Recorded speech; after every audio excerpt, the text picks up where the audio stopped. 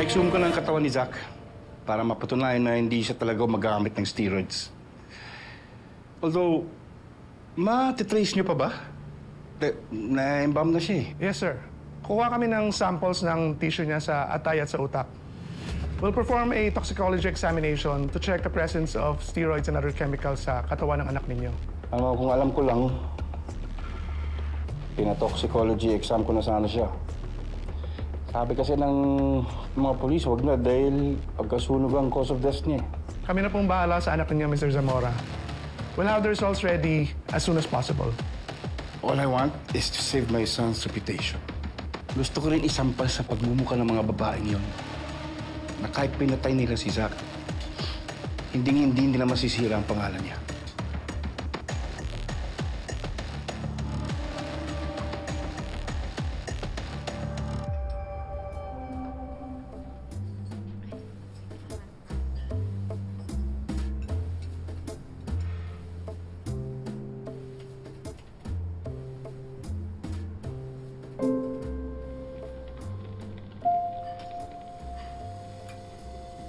Ang cute-cute naman itong baby na to. Ano nga ulit ang pangalan niya? Sugar. Sugar. Ang tamis.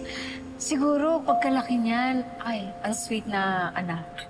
Alam mo, matagal ko ng pangarap ang magkaroon ng anak na babae. Gusto mo sa'yo na lang? Ha?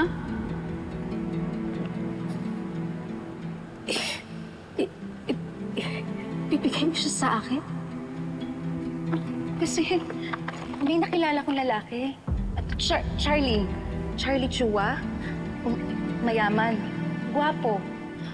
Mahal niya ako. Mahal ko siya.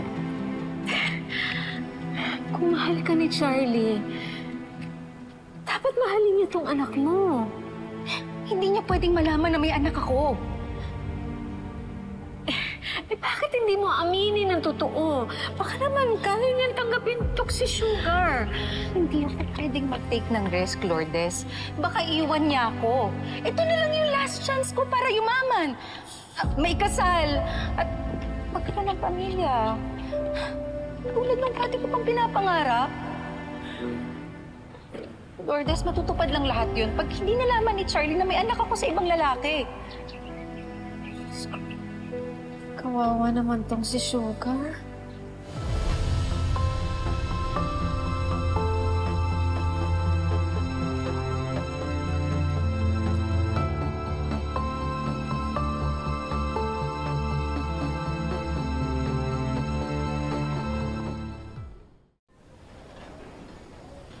Napabawang dalaw, sir. Bigay ko naman.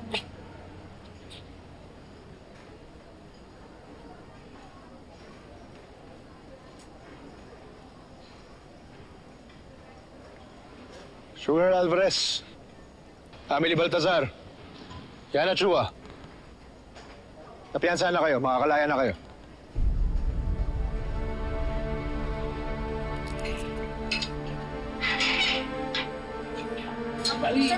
Balik kayo, ha?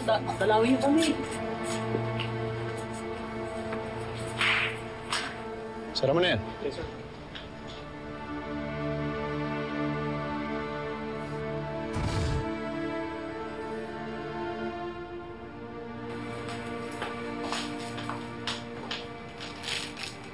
Gosh, yes! Thank you. Pwede na po ba gumamit ng totoong CR? Sige, turo ko sa'yo. Yeah. Thank you. Gosh, yes. Buti hindi to nawala. Ay. Oh, my phone.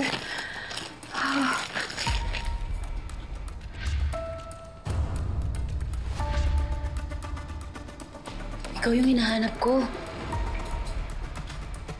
What? Itong bracelet na to, ito yun. Ito yung bracelet ng mystery girlfriend ng kuya ko dun sa picture niya. Ikaw yun, Emily? Nagkaroon kayong relasyon ni kuya? Anong alam mo sa pagkamatay niya?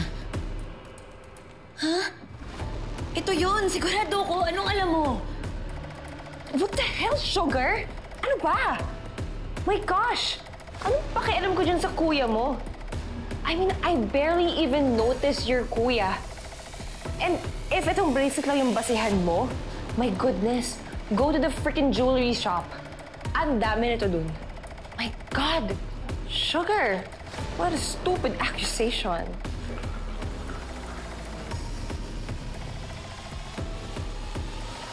Hayaan mo silang magpiyansa. Babalik din yan sa kulungan dahil sa testimony ni Yana. Tsaka isa pa, malaki tiwala ko sa iyo, Inspector Di Maunan.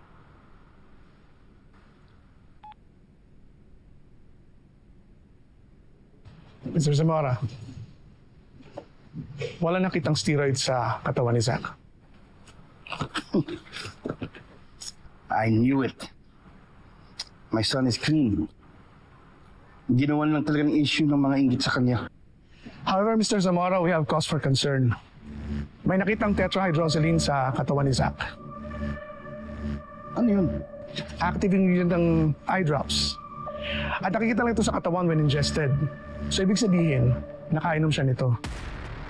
Is that a problem? Nakakalaso ng eye drops, Mr. Zamora. So, either sadya siyang uminom nito o may naglason sa kanya.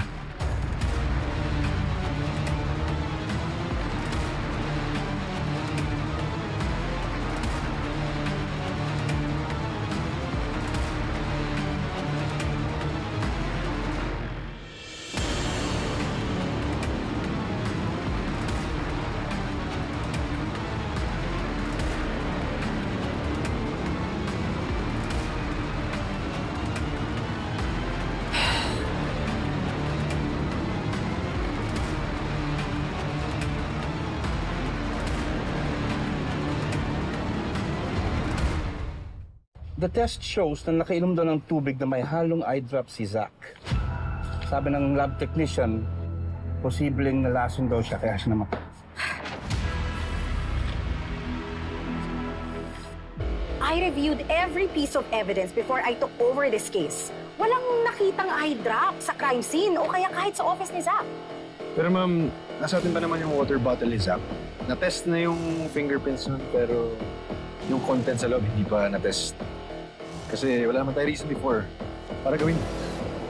We'll have it done as soon as possible. Trust me, Mr. Zamora. Kung meron talagang naglason sa anak mo, malalaman din natin kung sino.